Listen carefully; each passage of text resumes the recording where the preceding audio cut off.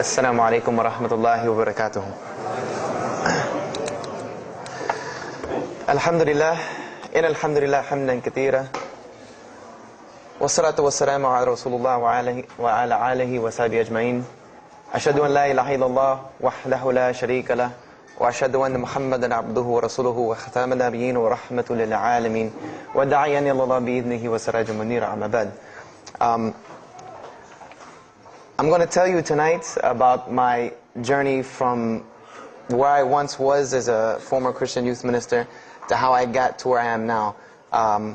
There's a lot of bumps in the road. You know, it seems pretty clear, yeah, you're a minister and now you're a Muslim, you know, but there's a little bit more to it, inshallah, so just bear with me and hopefully you'll get something out of it, because the point is, at the end, is I want you to get the message behind the story. Because if I was traveling around the country just to tell my story, then I would be wasting time. It's on YouTube. Anyone can go get it from anywhere in the world. So inshallah, we're going to begin at the beginning. I was born and raised in Greenville, South Carolina. And I was raised by my grandparents, because at a very early age my mother had stepped out and my father was working 2 jobs. So it was me and my grandparents. And my grandparents were the traditional, conservative, Southern Christian folk, as they say. They were very, very conservative in their ideals and their ideologies, in their ways. You know, as you hear about, people being set in their ways, that was my grandparents. Like we did it this way, and this is the way you did it every single day, and that was it. And we were very religious in the sense that we went to church on Sundays, we went to church Sunday evenings, we went to church Wednesday. And in Christianity, that's considered very religious. And it was not hard for us to go to church, and it was not difficult for my grandmother to drag me to church every Sunday, which as a kid is what they had to do, because the church was 2 houses down from our house. There was 2 houses, and then there was the church.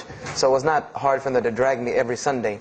And I hated church as a kid because of the simple reason that, we were brought up United Methodist. And Methodist is, for any of you know, it's very traditional. It's not like you think about like screaming and shouting in church and all that. No, you listen to the preacher, you stand up and you sing, you sit back down, you listen to the preacher, you stand up and sing, you sit back down, listen to the preacher, and that's it. That's all that happens. And the pews, as they call them, the chairs are made out of wood, they're hard, you get tired of sitting there, you're fumbling around, playing with the money that my grandmother gave me to put in the offering plate, all of these things. That's what I remember from church as a very small boy. But the thing that I do remember enjoying about church was Sunday school. Sunday school is what I got enjoyment from, because went to Sunday school, you painted pictures, of like Noah building the ark, you painted, all these pictures of Moses splitting the Red Sea. You learned the stories of Moses freeing the children of Israel from Egypt. You learn the story about him splitting the Red Sea. You learn the story about Noah and the ark. You learn the story about David and Goliath. You learn all these beautiful stories in Sunday school. So this was basically, as coming up, this is what I knew about Christianity, was the stories that I learned in Sunday school, because I never listened to the preacher during regular service. So that was the only thing I knew about Christianity. So coming up, this was how it was. It was just the norm. And the conservatism in my house, just to give you an example, and about the level of conservatism, is, let's talk about gender issues. Let's say when I became 12, 13, 14, and I started to actually, notice females, and I actually didn't think they had diseases and wanted to run away from them every time I saw them. Let's say I wanted to have a girl over or something of this nature. It was so serious to my grandmother that I had to make an appointment with her, let her know this girl was coming to my house. We had to sit in the formal living room, which in the South, I don't know how it is here, but you have the dining room, then you have the formal living room with all the nice stuff that you don't go in unless there's company over. And my grandmother either had to be sitting in the same room with us or in the kitchen where she could see directly in the room. I mean, this is just how it was in my house. This is how my grandmother and grandfather were. They were very stern. They were very loving, but there were rules, and those rules were the way they were, and they did not change. So this was my upbringing. And I would say at about the age of 12, 13, 14, more along the age 13, 14, I started going to the Saturday evening youth services at my church that were for 12 and up. And the youth services were held in the gym, and they were totally different than church. At the youth services, you went, we played basketball, we played volleyball, we played dodgeball, we played every kind of sport, and we ate pizza and cake and candy, all the stuff kids like to do. And at the end, the youth minister, who happened to be my catty corner neighbor across the street. When I was 14, he was 17. He was the youth minister, so he would sit us down and give us a 30-minute lecture about Christianity, about something about God. He would give us a 30-minute sermon, and that's how the youth services were. And going to these youth services, I met some other people who went to other youth services. They invited me to Young Men for Christ and other things that were going on in South Carolina. And so I started to go to these different retreats and camping trips with them. And so that is when I would say that I started to become a Christian out of will. I became a Christian because I wanted to, not because it was something I was dragged to do. I started to actually want to be Christian. This is something I wanted to do. I made my own choice and my own decision to do it. So when I turned 15, I started going to high school.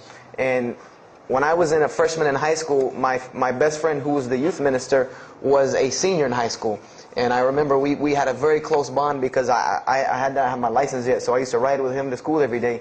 And it was a big deal for me to be able to ride to school with a senior, especially since he had a brand new, or it was a brand new, but he had a restored '67 Mustang, which I've always been a fan of cars when I was a kid. So we had a very close bond, and we were very good friends because both of our parents were very similar. They didn't let us do much. So we spent a lot of time with each other. And when I became a sophomore, he graduated and started to attend Bob Jones University. I don't know if that rings a bell with anyone, but Bob Jones University is a very prestigious conservative Christian college in South Carolina. It's probably the most conservative college I've ever seen. Because the Moody Institute is known as one of the most famous in this country. It's in Chicago. But Bob Jones is conservative to the point to where when it comes to men and women, like men and women are not allowed to get caught talking to each other in a room alone if they're not married, holding hands on campus. The men had to wear button-up shirts or polo shirts tucked in with slacks or jeans. The women had to wear skirts. No jeans, skirts that came down to the ankle, and a shirt that came to the wrist. And this was part of the guidelines for Bob Jones University. You didn't party, you didn't drink, there was none of this that happened at Bob Jones University. And he started going there, and his major was textual criticism. And textual criticism probably doesn't ring a bell with anyone, and to explain it in detail would probably take another entire lecture. But just to give you a brief synopsis of what is textual criticism. A textual critic takes the ancient manuscripts of the Bible, the pieces of parchment that were found all over the world, and he has to learn Hebrew, Greek, Aramaic, Latin, these languages that these parchments have been found in. And he has to take these scriptures and try to find out where they came from, why there are variations in the many different versions of the same parchment. Let's say you have Matthew chapter 1 from the Bible. There might be 5,000 different variant readings of Matthew chapter 1 in 6 languages. And so he has to be able to take all these and sift through them, try to find out why there's so many variations of the readings, and then determine which one is the original. And that's not as easy a task as it seems. You could figure, which whenever the oldest is probably a more original, which is not the case since there are no originals. You might have one parchment that is the oldest parchment of the group, but it might be a copy of a copy of a copy of a copy of a copy of a copy laden with mistakes. And then you might have the newest parchment in the series that might be a once over copy from an original, or a twice over second copy from an original. Therefore, it would make the newer parchment more original than the older one. So it's not a very easy field to go into. And he started studying textual criticism, and being that I was his best friend, I started studying textual criticism. Whenever he was, doing his homework or research papers, I was right there with him. Whenever he did a homework, he would always let me read it. Or when he finished his papers, he would give them to me. He would pass down all of his papers to me. Every textbook, when he was done with it, he would give it to me. I started to learn a little bit of Greek, a little bit of Hebrew. So I became, started to become a layman's textual critic, and I applied to Bob Jones University in my sophomore year because it was a 3-year waiting process for Bob Jones. And when I turned 16, almost 17, my friend came to me one day and he asked me a question that I had never really even pondered upon. He asked me, he said, "Have you ever read the Bible?" And I said, no, in church. I mean, yeah, we've all read the Bible in church. You know, your parents make you open it up and look at it. And at the Bible studies I went to, Young Men for Christ, we did have Bible studies, and we'd read a few passages and talk for 2 hours about those few passages. But he's like, no, have you ever read it? You know, like you read a book beginning to end. I said, no, I don't know anybody that's read, nobody that I knew had ever read it, beginning Genesis 1:1 to the end. He said, but this is the inerrant Word of God, as we are taught. This is our instructions on earth. Why haven't we read it? You know, why have we not read this book? And I said, you know, that's a very good question. And he gave me a challenge. Well, it was basically a challenge for us both. He said, let us start with Genesis 1:1 and let's read the Bible and let's see what God says to us. Because this is the inerrant Word of God, inspired to men for instructions for us. So let us see what God says to us. If God can talk to the preacher through this book, why can't He talk to me? I said, you're right. I said, that's very good. I had a lot of time on my hands. I wasn't really allowed to do much anyway after school. So I said, why not? Let's read the Bible. I was somewhat nerdy as a 14, 15-year-old, 16-year-old. So we started to read the Bible. And we decided to go from Genesis 1:1. And what we tried to do, this was the attempt that we made, was to not think of anything that we'd ever heard about Christianity, but to open the Bible, and let's say I just found this book in the desert, and read it and see what it says to me. Let it talk to us. So we started Genesis 1:1, and we started reading through the Bible. You know, we did some of it together, and most of it I did by myself, because I'm a very, very quick reader, so I decided to read a lot on my own. And as I was reading through the Bible, I started to notice the stories that I had heard in Sunday school. You know, you start reading Genesis, you read about Adam and Eve, we all know that story. You started reading about Deuteronomy, Exodus, you know, the stories of Moses, the story of Noah, the story of Lot and Abraham, and all these stories that I know. But I was surprisingly and astonishingly shocked by some of the stories that I read about these same people that I learned about in Sunday school. Just for instance, and this is a big testament to why Allah kept sending us prophets and why Islam was sent as a complete and perfected deen with the Quran.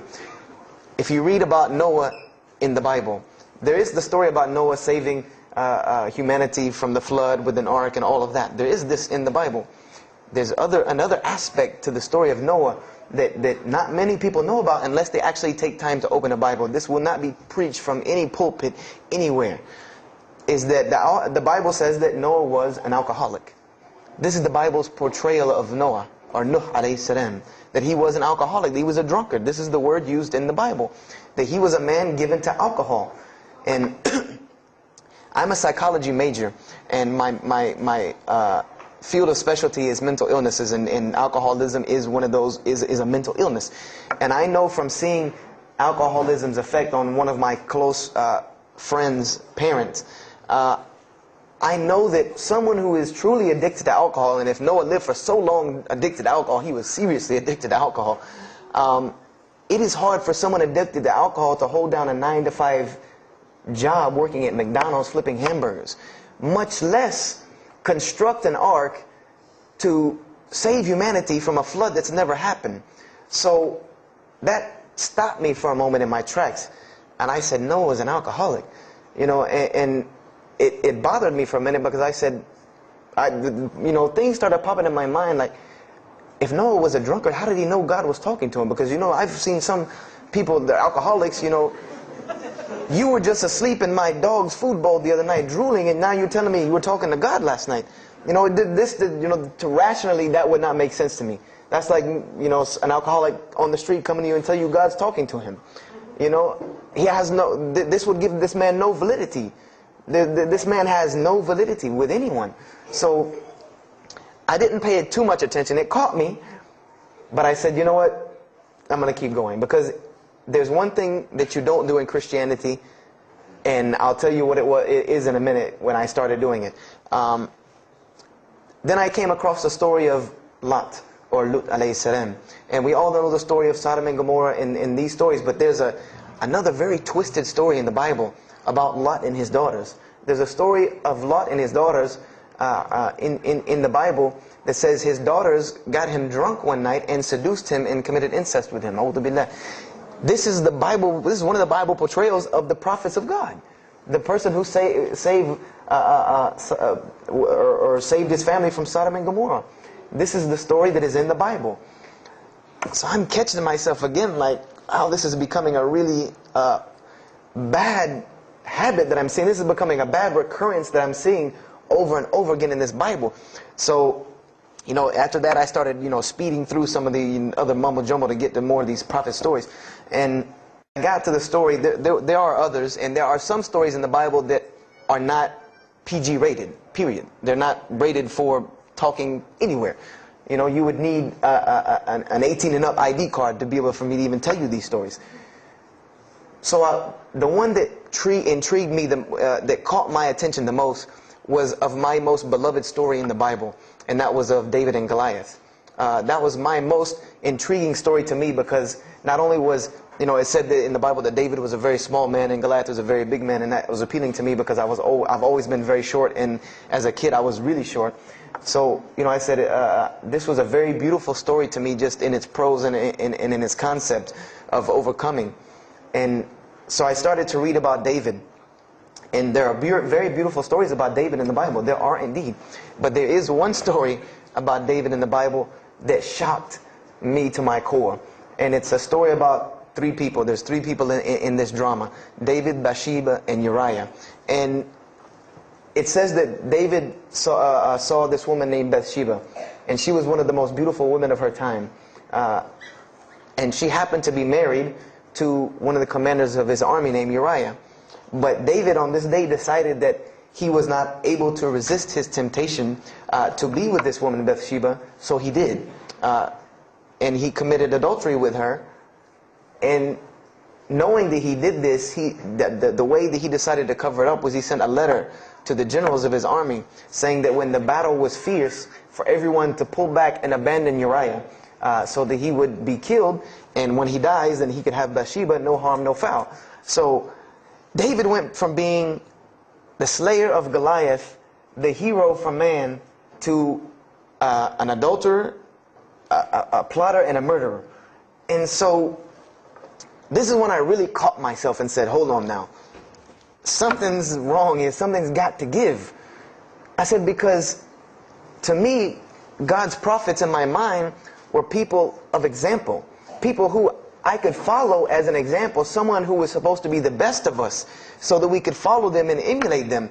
And they're turning out to be worse than some of the people that you see on America's Most Wanted. David is somebody that, if I only knew this about him from the Bible, I see him coming down the street, I'm going the other way and calling 911, because he has to have a warrant out on him for something. This is what I'm thinking in my mind. This man is not an honorable man at all. He killed Goliath, yeah, but he killed this other guy named Uriah to be able to commit adultery with his wife. So I committed the cardinal sin in Christianity. I started asking questions. This is the one thing you do not do in Christianity, is you don't ask questions, especially not about issues like this. So I went to my pastor and I started asking questions. What's going on here? Pastor, there's a very bad recurring habit about these men in the Bible. What is the deal here?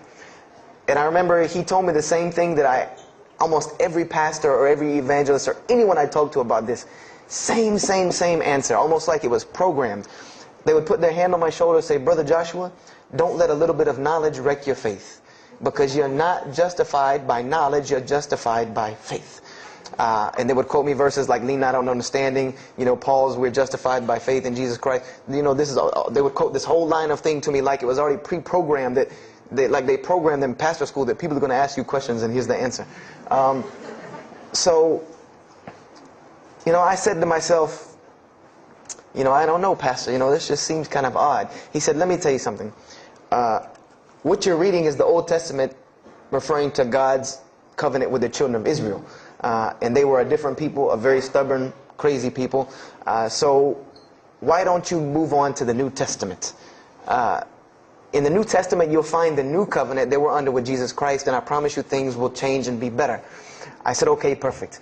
So I went ahead and finished and got to Malachi and then started with the New Testament. So I opened the New Testament. I said, here we go. Let's start all over again. But there were a few things that I had learned from the Old Testament that I wanted to keep in mind when I started to read the New Testament. I learned, number one, that God was one in a unique sense. This is what I learned from the Old Testament, that God was one in a singular, unique sense. This is over and over and over and over very clearly in the Bible. God's nature is one. This is so clear through the Old Testament. And that He was very jealous about His worship. And every single time the children of Israel would turn to something else other than Him, He would punish them and restrict their lifestyle. This is something that I learned. And it kind of, the similitude to me with how God dealt with the children of Israel was, and I hate to use this stark contrast, but it's almost as if one of us went out, God forbid, I hope not, and let's say we went out here and robbed a bank. You rob a bank, you're going to jail for a long time. And every day when you wake up, do you think that jail is going to look like the Hilton at LAX? No, I doubt it. It's probably dark, cold, bad food, orange jumpsuits, not nice people, the whole 9 yards. And the reason why this is, and I know this now from studying psychology, is that this is supposed to be a stark reminder every single day when this person wakes up that you are in jail. This is supposed to remind them every single day you're in jail because you committed a crime. And we run this, not you. This is the message that is being portrayed to this person in jail. So when the children of Israel kept rebelling against God, He restricted their lifestyle. If you study Judaic law now, it is some of the most strict religious law you can find. All of the good things that we enjoy as Muslims, even when it comes to dietary laws, like the good parts of the meat that we are allowed to eat, they can't have these things. These are things that are restricted from them. Why? Because God, Allah, wanted to remind them every day that I am Allah. I am your God. You will worship me. I run this, not you. And I understood this from reading the Old Testament. This is a concept I had come across. So I started with the New Testament, Matthew, Mark, Luke, and John. And one other thing that I did when I started to read the Bible was, if you go to Barnes & Noble, let's say you go to Barnes & Noble and you take a book off the shelf, what is usually the first thing you look at? The title. Then the next thing, the author. You want to know the title and the author. What is the name of the book? Who wrote it? And if you do this test with every single book of the Bible, you get a title and no author. Author unknown. Or author is appears to be so-and-so. Or we derive that so-and-so possibly written this. Like let's just say for Exodus, they say Moses wrote Exodus. Which if you read some of Exodus, he couldn't have written all of Exodus because the last part of Exodus is Moses' death, burial, and Joshua taking over the children of Israel. And now, unless Moses was a sure indeed prophet that was able to write things after he died, then he did not write these things. And so when you go to Matthew, Mark, Luke, and John, I wanted to know Matthew who, Mark who, Luke who, John who, because it's called the Gospel according to Matthew. The bad thing is that no one knows. No one knows because no one pinned their name down to these things. No Bible scholar in his right mind will tell you that we know for sure Matthew so-and-so wrote this, Mark so-and-so wrote this, Luke so-and-so wrote this, John so-and-so wrote this. It's factual information that we do not know who wrote these. So I was intrigued. I'm like, that doesn't, why would somebody write this book that's supposed to be passed down over generations and people are supposed to, this is the inspired word of God to guide mankind, and nobody decided to pin down who wrote it.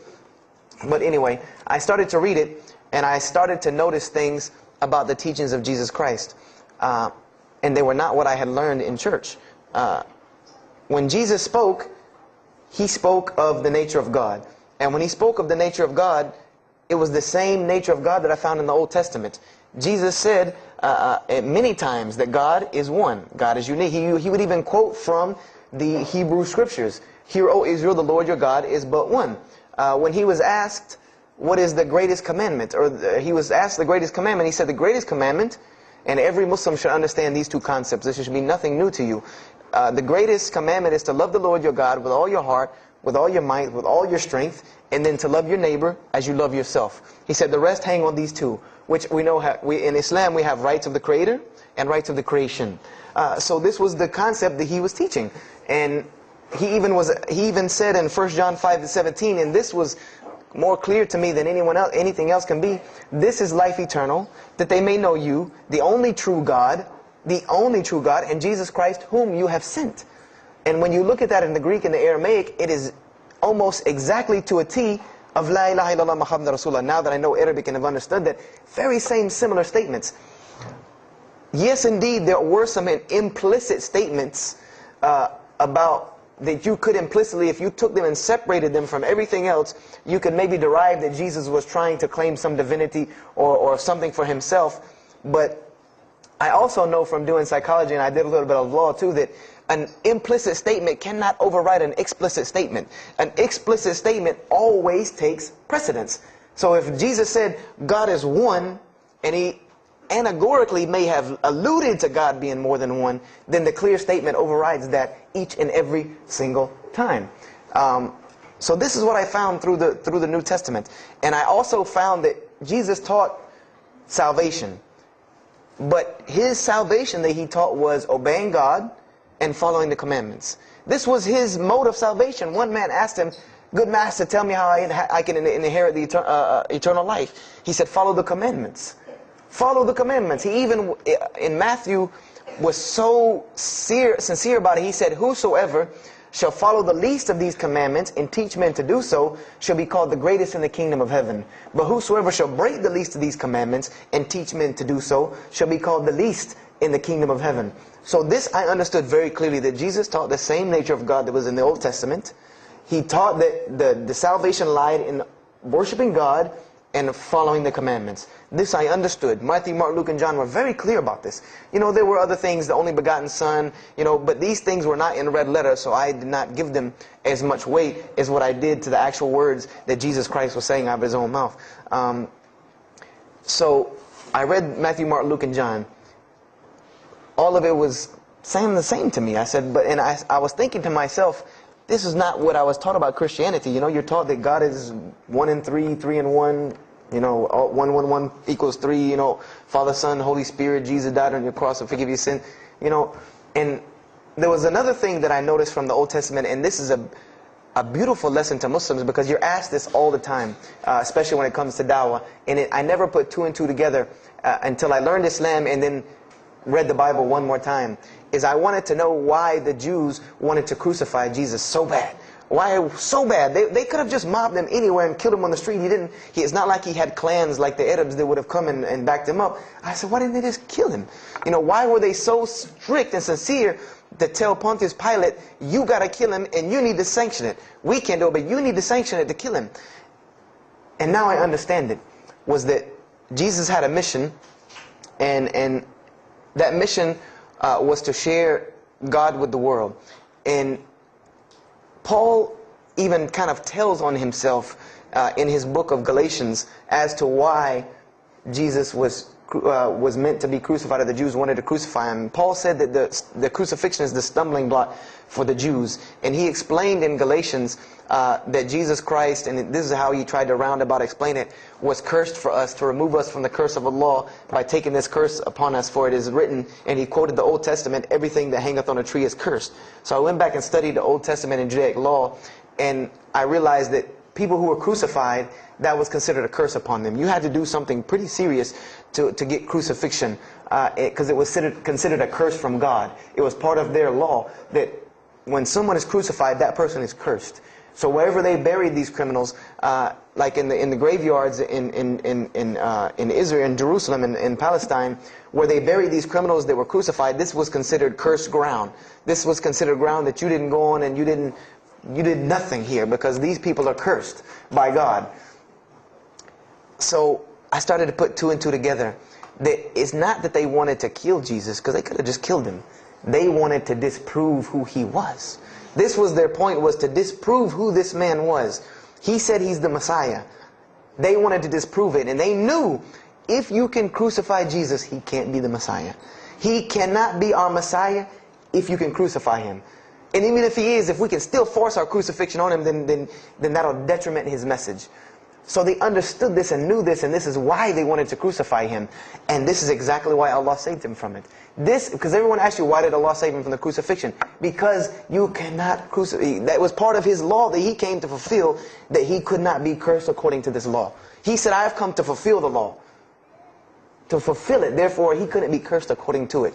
And this is why he went to the Garden of Gethsemane and asked God to remove this from him, because he knew how detrimental this was to his message of crucifixion.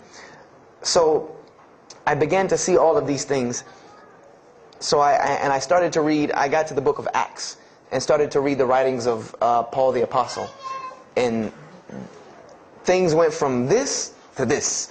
It went from one way to another way. It went completely flipped, turned around. The entire teachings went from obeying God, worshiping God, following the law, to worshiping Jesus Christ and abolishing the law completely. Paul even wrote to the Galatians, "Oh, you foolish Galatians, why are you still following this cursed law?" Jesus Christ came as a curse to remove us from the affliction of this curse. So I said to myself, but Jesus just said a few books before this that whosoever shall break the least of these commandments and teach men to do so shall be the least in the kingdom of heaven. And here you go, Paul preaching this gospel to abolish the law. So I even asked, what is going on here? So I started asking my pastor, and my pastor said, now you're getting into deep water. You know, now you're starting to question the New Testament. You really have some issues. You know, they even thought that I might be, you know, possessed and all kinds of things. So I had a very big conflict going on inside of me, and my friend took me to his textual critic teacher, his professor. And what this man told me probably wrecked my faith in Christianity. And I always say, I doubt he would be very happy me traveling around the world telling people that a Christian professor from Bob Jones University wrecked my faith in Christianity. But he did.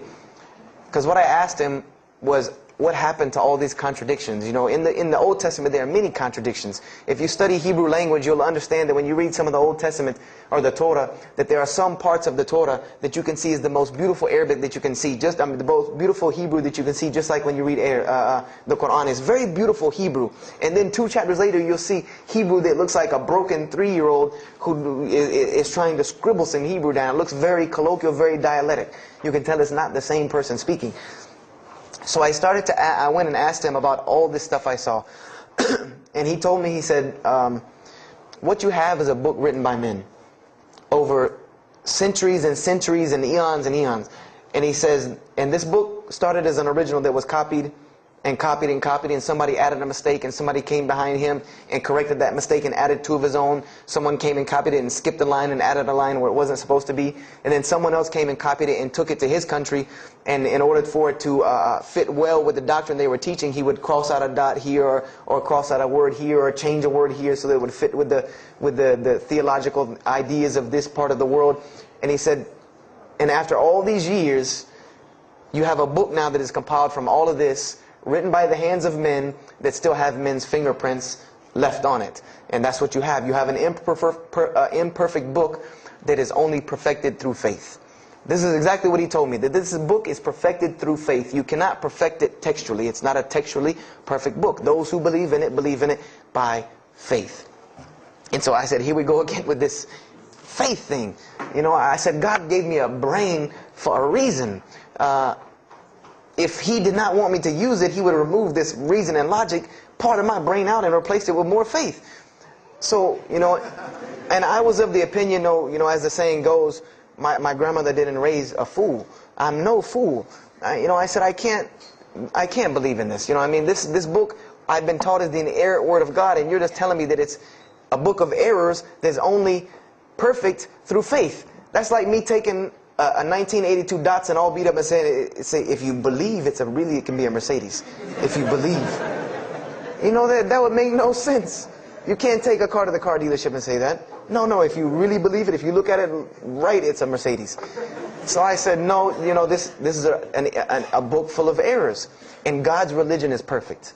If God has a religion, it's perfect. If He has a book, it has to be perfect because He is perfect. So I left Christianity completely. And I decided that I was, I had learned some concepts from the Bible. God was one. You couldn't fool me with that. I had also concepted that there should be nobody standing between me and God, because He created me without permission from anyone. Therefore, I don't need to be taking permission from someone to go to Him. If I had to be forgiven for something, it should come from Him, because on the Day of Judgment, it's going to be me and Him alone. And I didn't know about God's prophets yet. I had my doubts and persuasions about that. So I decided to start searching other religions. I went back to Judaism. I studied Judaism. I found the same thing that Jesus taught about two spiritual Jews that leave the law, and Jews that were so caught up in the law that they left no room for spirituality. I studied Buddhism, Hinduism, Taoism, Confucianism, Wiccan, Bushido. Everything I could get my hands on, every type of ism or religion, I studied it. But there was one litmus test that I used for every religion. And whenever I met them, or the people, or whatever about this religion, I would always ask them, do you have a book? Do you have a book? Because another thing I had come to the conclusion of is that if your religion is true, you should be able to tangibly hand me something and show me that this religion is true. Give me something that I can see. I don't want to hear that faith stuff anymore. I heard that all my life, and look where it got me. It got me thinking I'm driving a Mercedes running around in a 1982 beat-up Datsun. I said, no, you have to show me. And so I read the Bhagavad Gita, I read the Torah, I read the Scrolls of Tao, I read the Code of the Bushido, I read the Wiccan Book of Spirits and Spells and all that other magic stuff they have. And I read all of these things, and I found something very congruent with all of it, was that there were very same philosophies and teachings in all of these major religious books. They all talked about God and His nature. Most of them alluded to the fact that God is one, and that God sends messengers to us and people to us to teach us. But they were filled with a whole bunch of garbage, to be honest with you, that I couldn't logically, rationally believe. So at about the age of 17, just about the time, about 17 and a half, I gave up my search for God. And I became kind of angry with God, because I said, here I am looking for you, and I can't find you, and it doesn't look like you're giving me any help. And I don't know how many of you know, but for a 17-year-old that is frustrated with God and the world, there's a lot of trouble he can get into. There's a lot of things he can do to put himself in predicaments when he's frustrated with the world and had come to the conception that, if there's a God that exists, then He doesn't really care about me. That's a kind of a dangerous young man. So I started doing the whole partying in trouble, going to parties, drinking underage, all of this stuff I started doing. I'm a perfectionist at heart. So when I was a Christian, I tried to be the best one I could. If I was going to switch to being any other religion, then I was going to do that 100%. So you better believe when I went after the dunya, I did that 100%. And I was a martial artist since I was 15 years old, and even though it was only 2 years, 2 years at 17, you think you're Bruce Lee. So I got into a lot of fights. Got kicked out of school, had to go to another school, got in one fight, got arrested for a fight, and there were a couple incidences that stopped this downward spiral, because I was on a very, very quick downward spiral that would end. I believe if I would have continued on that downward spiral, I would probably end up hurting someone, killing someone, or them hurting or killing me. And there were two incidents that brought that to an abrupt stop, like pulling the emergency brake. And the first one was a car accident that I was in. My friend and I were on the way back from Clemson University from a frat party, and we were driving up 385 in South Carolina, and we were both highly intoxicated. And I decided that night that he was driving, I decided to put my seatbelt on for the only reason that I kept falling over when I fell asleep without the seatbelt on, because I didn't really believe in the seatbelt thing, because I said, if I'm going to die, I'm going to die. That was the conception that I come up with, that if it's time for me to die, it's time for me to die. I didn't believe in the whole tying your camel thing. So I put on my seatbelt, and I fell asleep. And the next thing I know, I remember waking up with the car shaking. And I woke up to grab my friend, because I thought maybe he had fallen asleep. But when I woke up, the only thing I saw was the tree line and then the pavement coming right at my face. And the window smashing and the car flipping, the whole 9 yards. And us landing in a ditch. And I remember getting out of the car. That was the first thing I thought. you know, number one, I couldn't believe that, you know, you don't really think about, oh, you're alive. No, you just move. I jumped out of the car and realized that I had jumped out of the back of the car that wasn't there anymore. It was still in the median on the other side of the highway, and the front part of the car was over in the ditch. And I drug my friend out, who was knocked unconscious, and pulled him over the side of the road. I had no injuries. I looked at myself trying to find what's missing, and there was nothing but a piece of glass stuck in my arm that I pulled out. And it just so happened that a state trooper was passing the other way, because he turned around and came back. And when he came back, he asked what had happened. And the first thing he asked me was, did you see what happened? Because there was other people who would pull over, so I guess he thought that I was a bystander, because I started to walk towards him. He's like, did you see what happened? You know, where are the people? I said, yeah, I really saw what happened. I was in the car. You know, and he was like, you know, as they say, like the color drained out of his face, because he was shocked. He said, "There's no, how were you in that car?" You know, and of course they took it to the hospital. My friend got arrested, DUI. But before he put us in the ambulance, he was a man of God, because he looked at me and he told me, he said, "Young man, you better realize that you're on this earth tonight for a purpose. The only reason you're still alive is that God has a purpose for you. If not, you don't live through things like that. People without purpose, if you didn't have a purpose, then this night would have been your night. So you need to realize that." I said, this old man's out of his mind. You know, if God had been looking for me, he had the opportunity to get me a long time ago. So don't tell me about that God stuff now. So I paid it no attention.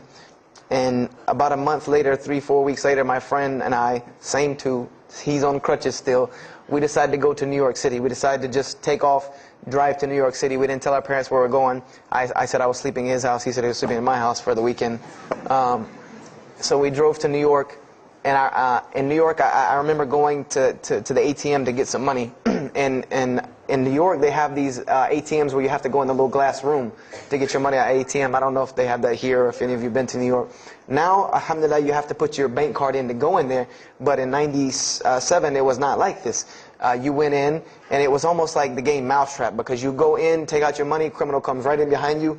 There's nowhere for you to go. You know, there's nowhere to run. So I went in, I took my money out of the ATM, and I heard the door open behind me. You know, so I turned around. You know, I thought somebody was coming in behind me, and there was a man who put a gun to my face.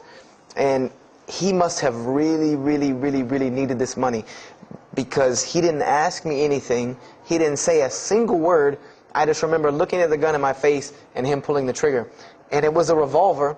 And to this day, I'll never forget that image in my head of seeing that little spindle turn and hearing that very distinct click of a revolver. And it probably could have been like a .32 snub-nosed gun like this, but when it was in my face, it looked like one of those like cannons that you see on the movies.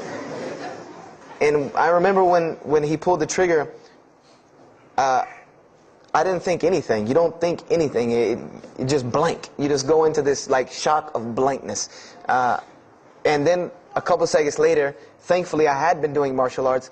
That might have helped me overcome the fight or flight syndrome, because all I could think was, go! You know, like myself kicking myself, like, what are you doing? Go! So I bum rushed him. We went flying, he went flying, money went flying, gun went flying. And I took off and went to the hotel and didn't say anything to anybody. We went back to South Carolina the next day.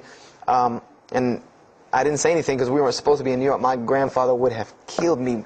If that guy didn't kill me, my grandfather would have took care of it. So I didn't say anything until about a month or two later. You know, I kept having nightmares about this same incident. I kept having night terrors from this incident. And so I told my grandmother about it.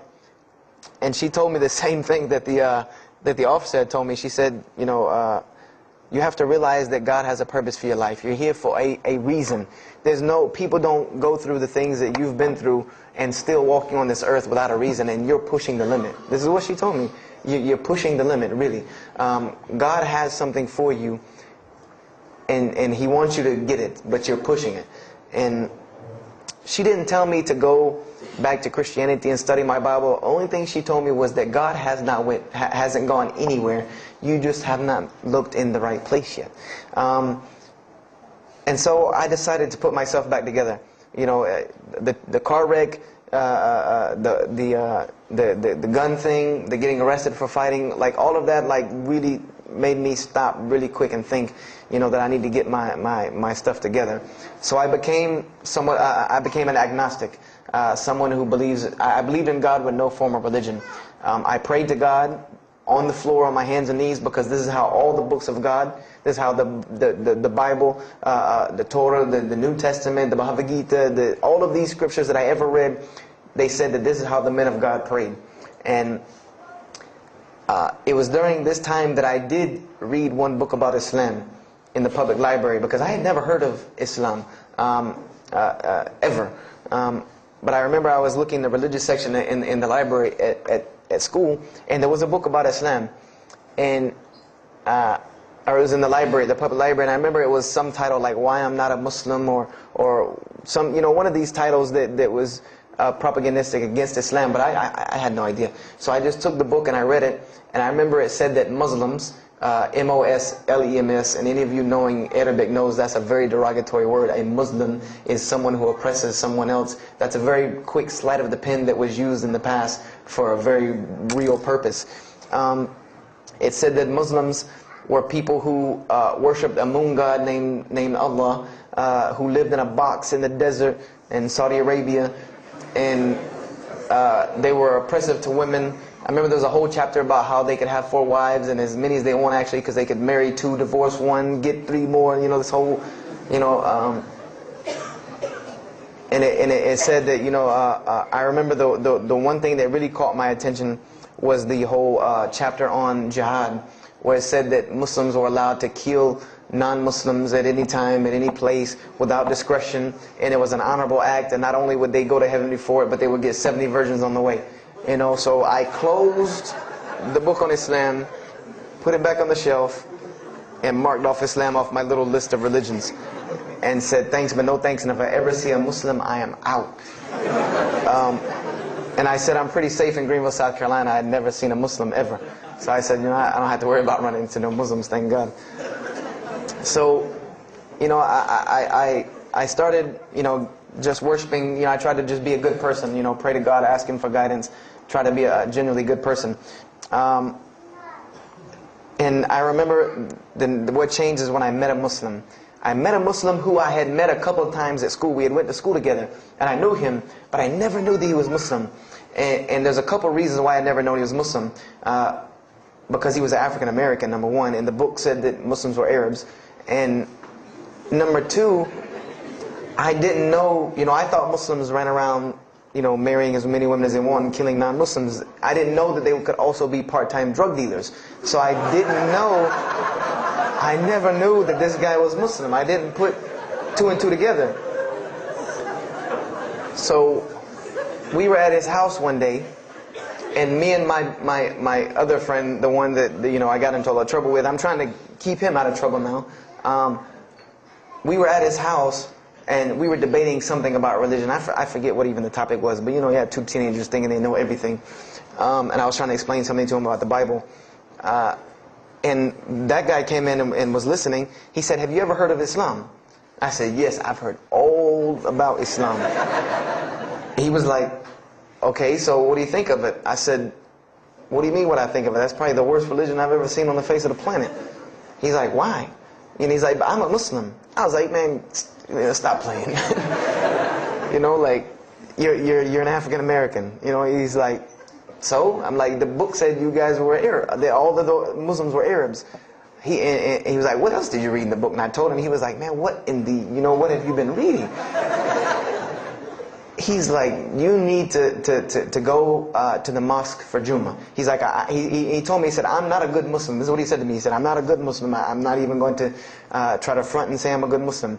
He said, "But I can guide you to some people that can tell you the real truth about Islam," because he knew about my story about wanting to find religion. And he said, "You need to go to the mosque for Jummah." And I said, What's Jummah?" He said, "It's just like church with no chairs." And I said, "I can do church with no chairs because in church the chairs were the worst part anyway. Because they had these hard benches that you sit on that are like this, and are so hard." I said, "That's good. You sit on carpet? Wow, man, every church should be like that." And I said, where's the mosque? He said, it's on Wadehampton Boulevard. I said, where on Wadehampton Boulevard? I lived on Wadehampton Boulevard. I lived right off of Wadehampton Boulevard. He said, you know where Lee Road intersects with Wadehampton? I said, yeah, I lived on the other side of that intersection. He said, it's right there. I said, no, it's not. There's nothing. There's a gas station or a church. He said, yeah, you know that church, the Evangelical Missionary Training Facility? I said, yeah, I used to take missionary classes there. He said, you know that building in the parking lot with the gold thing on top? I said, yeah, the gym? And he was like, no, that's the mosque. Because I had always thought it was the gym because it was in the same parking lot and it was just rectangular with 2 glass doors in the front. And you could literally walk in between the church and the masjid and touch them like this. Anyone who doesn't believe me, go to Greenville, South Carolina, look at the masjid. You can almost touch both of them just like this. He said, yeah, it's right there. I said, I've never, at first I was shocked. Like, I've been living across the street from all these crazy Muslims all my life. I said, I never knew. And he told me to go to Jummah, and I asked him what time. He said he would meet me there at 1 o'clock in the afternoon on Friday. So I said, okay. I went on Friday. And I'm waiting outside for him. I'm not going inside. That's not happening. And I'm seeing all these people going in. And at this time, it was a predominantly Indo-Paki Arab masjid. Anyone who went in was not American, period. And I did not see even one African American going there. And I did see one. And then when he went in, I heard him talking in a dialect that I realized he was probably from Africa. So I said, he's not American. So I'm not going, I'm waiting, and I'm standing outside sitting on the church steps, and the Imam pulls up and parks right in front of me, who I had no idea he was the Imam. But he got out and he asked me, am I waiting for someone, this, that, and the other? And I explained to him. He said, oh yeah, we know this brother. You don't see him that much, but we know who he is. He said, I'm glad you came. He was a very, very nice, gentle young man. And he invited me into the mosque, and I kind of wanted to wait on my friend, but I didn't want, at the same time, I didn't want to tell this man I don't want to go in.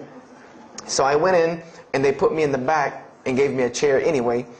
And I said, I came to sit on the floor. And they gave me a chair anyway, and all of these people are piled up in front of me. And there's no Americans here. And I'm starting to wonder, if this is a setup. Because it's starting to smell like a setup to me. Because in my mind, I'm like, you've been set up before, and this seems kind of like this. So, and I'm starting to think in my head, scenarios, a young mind at play.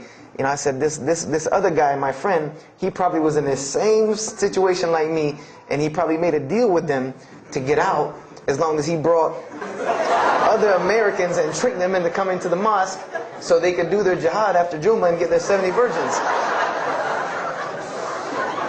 So I'm sitting here, and there's all these people in front of me, and then there's a curtain with all these people behind me making noise, and I have no idea who's back here. So I'm stuck in the middle of this. I hear that it's some women, but I don't, there's a curtain. I have no idea. So I'm like, there's something very odd about what's going on right here.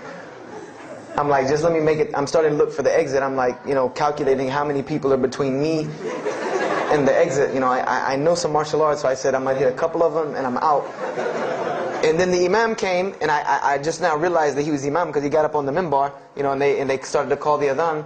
And, I said, okay, that man seemed nice. He seemed genuinely nice. So I felt a little more comfort. And then he got up after the adhan, and he started his khutbah. Inna alhamdulillah nahmaruhu. I said, oh my God. I said, I bet you he's talking about me. And he's being forceful. He was getting loud and banging on the minbar, and he's pointing in my direction. I'm like, oh man, I gotta get out of here really quick, I said, well, I'm going to take my chance with the women behind me. I'm going through the curtain. And then he started to, when he got done with his Arabic tirade, he started to explain it. That verily all praise belongs to Allah alone, or God alone. And Him do we worship, and Him do we seek help and assistance. We seek refuge with Him from the evil that lies. He explained what he said in Arabic, and it sounded to me so beautiful. It was very, very beautifully prosed, what he said, and I wanted to know where he got that. I said, where did he get that? Because it was only about God and about the nature of ourselves. All of us should know that beginning of the khutbah, and he quoted the 3 verses from the Quran. O you who believe, fear God as He should be feared and do not die. And instead of state of submission to Islam, he was a very wise man, because he translated everything. It was almost as if he knew I was there and translated everything for me. And he. I remember to this day what the khutbah was about. And I don't know if he did it because I was there, or if that was his already planned khutbah, but it's almost as if it was meant for me. The khutbah was that, the title of it was that the forgiveness of Allah is open to anyone at any time, at any place, no matter what, unless they have committed shirk. And the prose of the khutbah was a very long hadith. A very long hadith that some of you will know. And just to make it short, it was the hadith where the Rasulullah ﷺ met Angel Gabriel, or Angel Jibreel, and Angel Jibreel was telling them to tell him that if the Muslims commit this certain sin, to tell them that Allah would forgive them. And every time he would tell the Muslims, they would say, okay, well then what about this sin? And he would go back and meet with Angel Jibreel, and he would go back and come back and say, tell them that Allah will forgive him for that. And this discourse happened, for many different sins. And then finally Angel Jibreel alayhi salam said, tell them that Allah has said, no matter what they do, even if their sins are compiled, like the oceans are from the east to the west, as long as they have not associated a partner with Allah, tell them that Allah will forgive them. And I remember he told me that, or he said that, that the door of repentance to God is open as long as you have not seen the angel of death or the sun hasn't risen from the west. I didn't really understand the sun risen from the west thing at that time. But, and he said that, God's forgiveness has to come from God alone. And this was the whole premise of his khutbah, was on forgiveness and tawbah. And I was saying to myself, these are all of the same concepts that I had formulated through reading the religious scriptures myself. And I'm asking myself, where did he get this stuff from? Where did he get all this? And he started using names like, he used the name Ibrahim alayhi salam, he used the name Musa, and I'm like, he translated it to Abraham and Moses. I'm like, where did he, where is he getting these? These are names from the Bible, I know these people. And so after the khutbah, they started lining up for the prayer. And I got apprehensive because everybody's getting up in front of me and blocking my exit from the door. And so I guess one guy in the back saw me, and because I had to move back a little bit, he said, we're about to pray. And I said, pray to who? And he said, to God. I said, which one? And he said, the one that created the heavens and earth. The same one that's in the Bible, the only creator of the heavens and earth, the only God. I said, yes, I know him.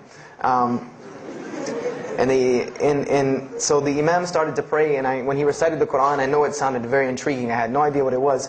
But then when I saw Muslims bow and prostrate on the floor, verses and verses of every religious book that I had ever read started ringing off in my head, that this was the way men of God prayed. And the first thing that I could think of in my mind was, this is worship. That's what I said to myself. This is not prayer, because prayers are asking God for something. These people are worshiping God.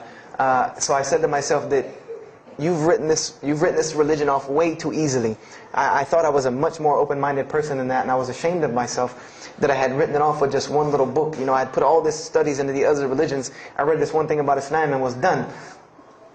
So I went to the Imam after Jummah. He talked to me, and I would have to say that I was probably a little bit rude with him. And I've asked him to forgive me. I saw him a few years later. I said, you got to forgive me for the first time you saw me. Because he started telling me, would you like to know a little bit more about, he had a very heavy accent, he was an Egyptian brother.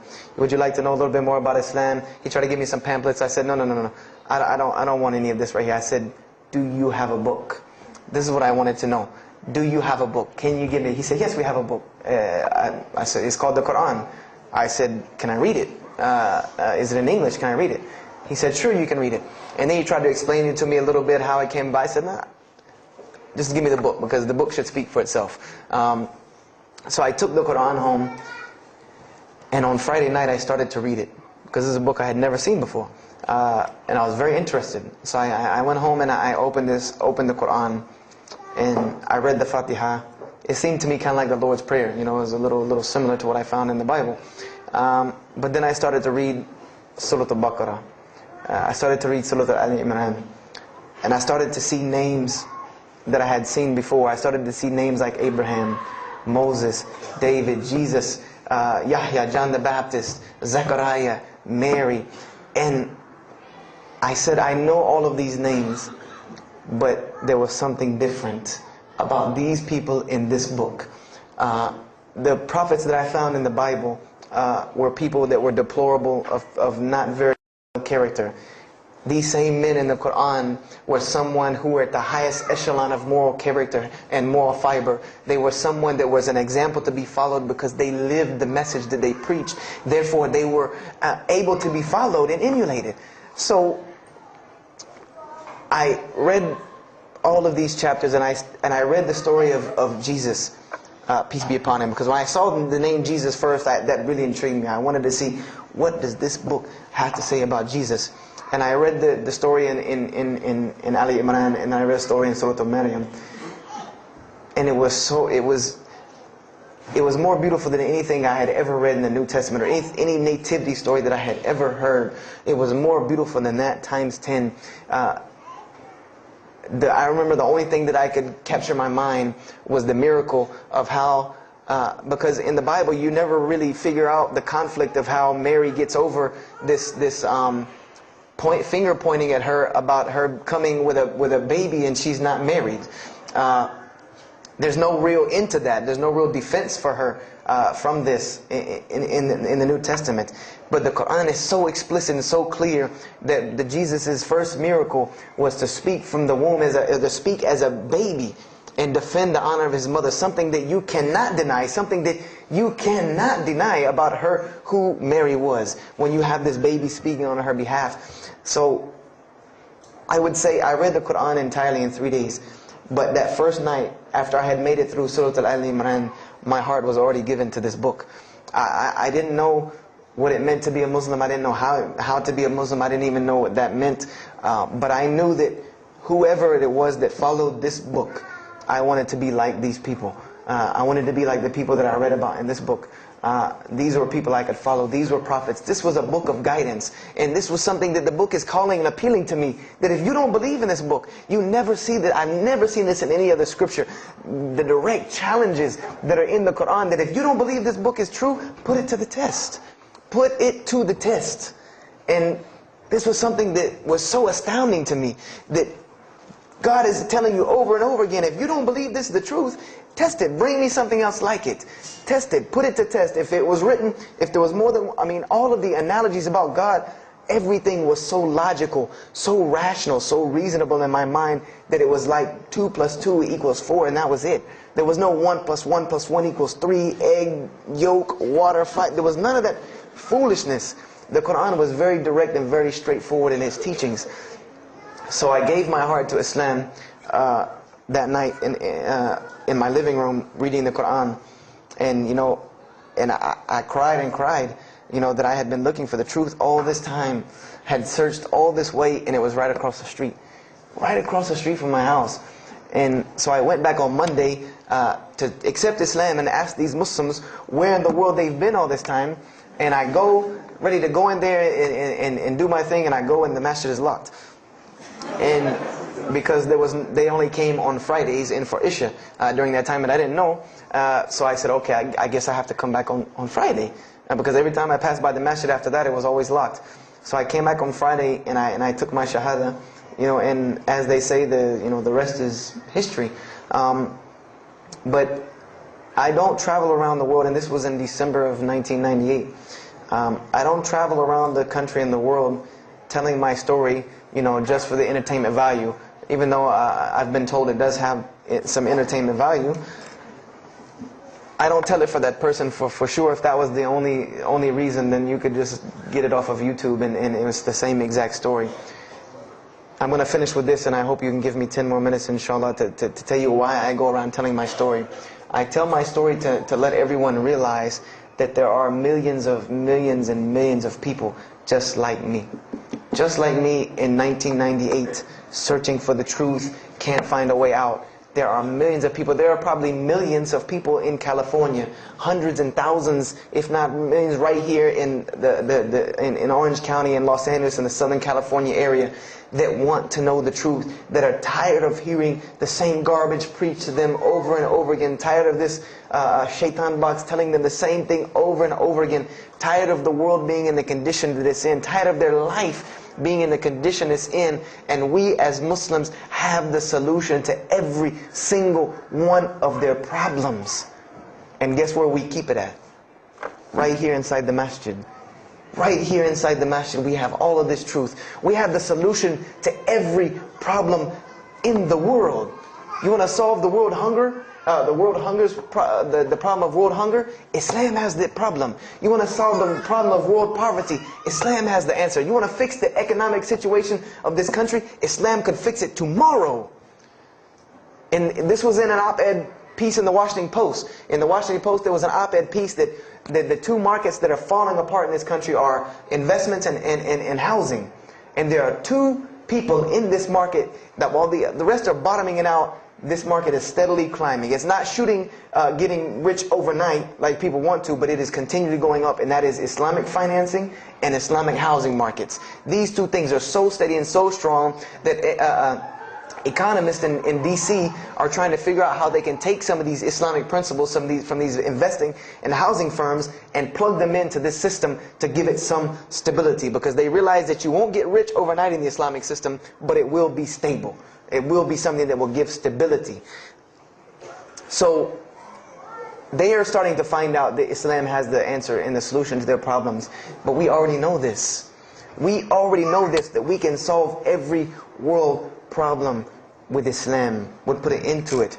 But the problem is, we're hiding it from the people. Unfortunately, willingly or unwilling, knowingly, unknowingly, we are hiding this from the people. And there's a statement in the Quran and that Allah warns the Jews about what they did with their religion. And it is a statement that is left in the Quran for us, that verily those who conceal the evidences and the clear proofs, after we have made it clear for them in the book, they are those who are cursed by Allah and cursed by those who curse, unless they repent and reveal that which they have been concealing. Those I will accept their repentance, because I am the one who accepts it, the most merciful. We have become guilty just the same way the Jews have of hiding the truth about their religion. When they saw the Prophet Muhammad ﷺ, they knew the truth and wanted to hide it. People, we know the truth about Islam, and we are hiding it. We as Muslims are running around begging Allah for dignity and honor and help, when He has already given it to us in this deen. Everything that a Muslim could ever want has already been given to him in this deen of Islam. Anything that you ask Allah for, there is an account set up for you to go take it out of. You just got to find it where it's at. And any of you, I'm not going to go through the ayahs for they're too long, but if you want to know the solutions to every one of your problems in this world and the hereafter, just go read Surah Al-Saf, ayah 10 through 13. Very, very easy solution. If I had the time, I would read them to you, inshallah. But we have the cure to every disease in the world, and we're not giving it to the people. And I want to use this as a parable, because I really want this to hit home with you. Let's say, what is your name, brother? Abdullah, mashallah. Let's say me and Abdullah are best friends, we're brothers in deen, we're roommates, and we've been roommates for years and years and years.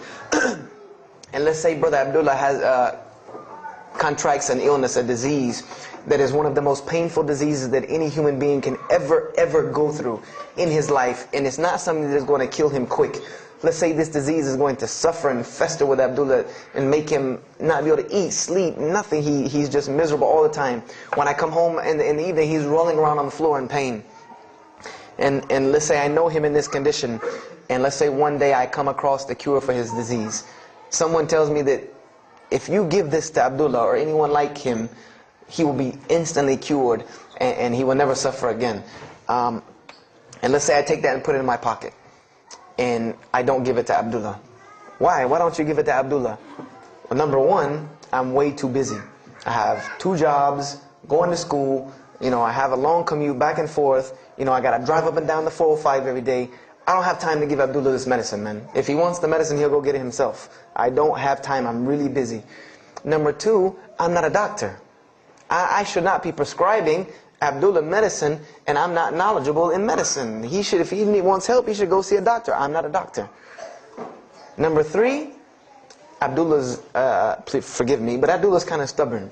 He doesn't really listen very well. He probably, he's kind of set in his ways. So even if I tell him this medicine is good for him and it'll cure him, he probably wouldn't even take it anyway. So why waste my time? Do any of these excuses sound familiar? And let's say I don't give this medicine to Abdullah and he dies. And let's say he dies the most painful death that you can ever imagine. I want to ask you a kind of rhetorical question. I want to ask you kind of a rhetorical question. Do you think on the Day of Judgment that Allah is going to call me and Abdullah up and ask him about this incident between me and him because I've oppressed him? I have oppressed him. I've allowed him to suffer knowing that I could ease his suffering. I'm sure Allah is going to ask us about this. But you know the beauty about Islam is that if Abdullah was a good Muslim, bore this disease patiently and died, he dies as a shaheed, inshaAllah. And on the Day of Judgment, this is how beautiful Islam is, that he could very well come before and Allah ask us about this, and Brother Abdullah say, you know what? Allah, I forgive him. So you forgive him. This is the beauty of our religion. And Allah will forgive me. But the disease I want to tell you about is the disease that every single non-Muslim walks around with every single day, and they don't even know it. It has no real physical symptoms, and that's the disease of shirk, the disease of being jahl, being ignorant about Allah subhanahu wa ta'ala. Allah gives them life, and they worship someone else. Allah feeds them, and they thank someone else. He created them and fashioned them in the womb of their mother and knows them better than they know themselves. And they have no idea who He is. They don't even know who He is. If that doesn't pain your heart to see a person in this condition, then for sure the hearts have become hardened. Because when I see non-Muslims, especially when I sit in places like airports, I see this disease. I see it on them. I see them walking around with it. And there's so many of them passing me, I think to myself, there's no way I could talk to all of them. There's nothing I can do. And this disease is something that not only is not going to show up as a physical symptom, and is going to leave them ignorant about Allah subhanahu wa ta'ala, but when the day they die, they will die the most physically painful death that anyone can ever suffer. The Rasulullah ﷺ said that when the angel of death comes to the disbeliever, it doesn't come kindly. He yanks the soul through the nose, and it's as if his flesh is torn from his bones. It's as if they take Brother Abdullah and turn him upside down and stuff him in a human paper shredder. This is the death that is waiting for those who do not know Allah subhanahu wa ta'ala. And you know the unfortunate thing? That while you've been sitting here listening to me, thousands of people have died. Thousands of people have lost their life not knowing Allah while I'm talking to you right now. People in this city have lost their life, and there's nothing we can do about them. They're gone. It's too late for them. We can't save them even if we want to. And that's a deplorable, deplorable, sad, sad fact that we can't save them. But there are many, many, many, many who we can save.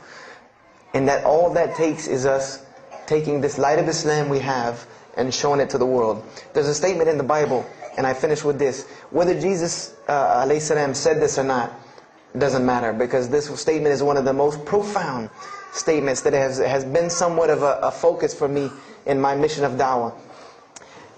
It is said that no one would bring a candle into his home and then place a bucket on top of it, because then no one would benefit from the light. No, if someone would bring a candle in their home, they would set it on the table in the middle of the room so that everyone could benefit from this light.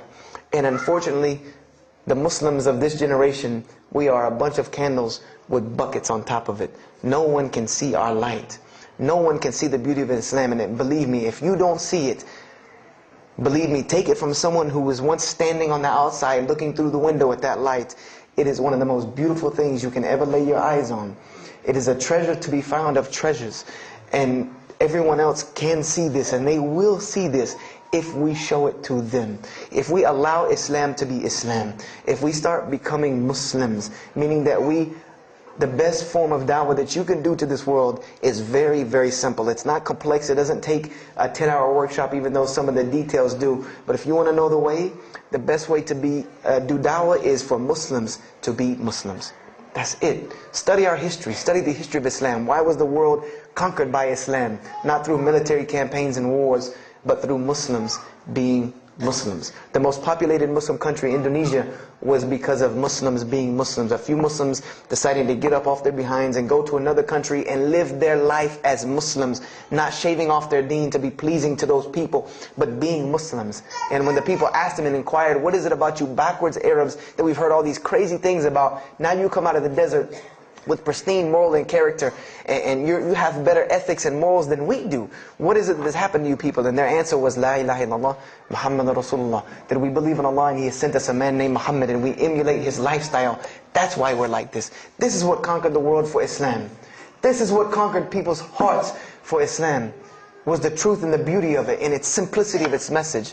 This is what brought me, and this is what the world needs. With all of this foolishness going on in the world, this is what it needs, the simplicity of Islam, whether they want to hear it or not.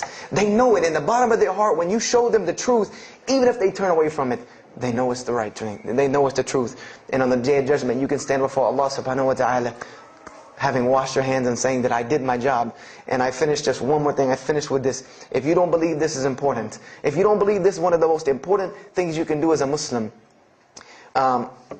then the last statement of Prophet Muhammad ﷺ to the Muslims as a whole, he gave his farewell sermon. And we know that what his farewell sermon was a summary or a synopsis of what Islam is and its general principles. And he knew this was the last thing he was going to say to the Muslims as a whole. And how did he end this sermon? Those who are here, pass this on to those that are not here. For verily it may be that the last one that hears my message may understand it than those right here among us. He gave a command to those Muslims to pass it on, and for those Muslims to pass it on, and for those Muslims to pass it on, until there was no one left to hear this message. This was a command he gave, the last command he gave to this ummah as a whole. And then what happened? He pointed his finger to the heavens and said, "O Allah, bear witness that I have indeed conveyed your message." And upon saying this, what happened? Allah revealed the surah, "This day I have perfected for you your deen, and completed my favor for you, and chose for you Islam as your religion." And the last statement that Prophet Muhammad ﷺ gave to us before this was revealed was that we must pass this message on. He gave us that duty. He took that duty that was only reserved for prophets. No one else, no other. If you don't believe me, go read Surah Al-Bayna about what was commanded of the other nations. No other nation was given this opportunity and blessing to pass on this deen except us. Because there are no more prophets coming. So the job falls on our shoulders. Qurans are not going to fall out of the sky and hit people when they're walking down the street. This job has now become ours. And just like if the Prophet Muhammad ﷺ had not done his mission, he would have been accountable before Allah. If we do not do our job of spreading this message of Islam, we will stand before Allah on the Day of Judgment. Don't be the person standing before Allah on the Day of Judgment and your neighbor that you've known, your co-worker that you've known 10, 15, 20 years come and find you and tell you, you knew this day was coming. You knew this day was coming and what was going to happen to me, and you did not say anything to me. And those people will complain to Allah about us. They will complain to Allah about us. Because we have the truth right amongst them, and we're not giving it to them. We need to stop hiding it in our masjids, in our homes, in our hearts, and we need to give it to the people. It's beautiful, trust me. Just hand it to them. Just hand it to them. I promise you they'll take it, because it's something that is so pure and pristine. And forgive me for probably going over my time. And if we have time, I want to leave some time for questions and answers. I will be outside to take any questions and answers. The only last thing I want to announce and let you brothers and sisters know is one of my biggest dawah projects is a DVD project that I do. And my goal is to put a DVD about Islam in the hands of every single person in the United States of America. Right now I'm working on Florida, and I have other brothers working in other places because people will watch a DVD. We did studies on this, and people will watch media before they'll read a book or before they'll listen to an audio CD. And alhamdulillah, through these DVDs we've gotten, I would say, an average about 2 shahadas a month. Because my personal contact info is on the DVDs, and people watch them and they call me and I converse with them, and usually most of them accept Islam.